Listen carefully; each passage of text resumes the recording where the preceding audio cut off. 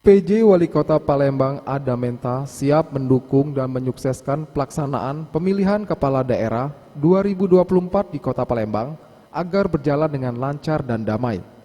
Hal itu ia ungkapkan saat menghadiri acara rapat koordinasi lintas sektoral kesiapan penyelenggaraan Pilkada Kota Palembang tahun 2024 di Ballroom Hotel Novotel Palembang. Kegiatan yang diinisiasi oleh Polrestabes Palembang ini juga dihadiri oleh berbagai pihak diantaranya KPU, Bawaslu, TNI, perwakilan dari partai politik, tokoh agama, tokoh masyarakat, serta mahasiswa. Dalam sambutannya, PJ Wali Kota Palembang Ada Menta mengatakan, pemerintah harus menjamin keamanan dan ketertiban pemilu yang akan berlangsung dan pemilu harus dilaksanakan secara jujur dan adil. Partai politik harus berkampanye dengan santun dan bermartabat.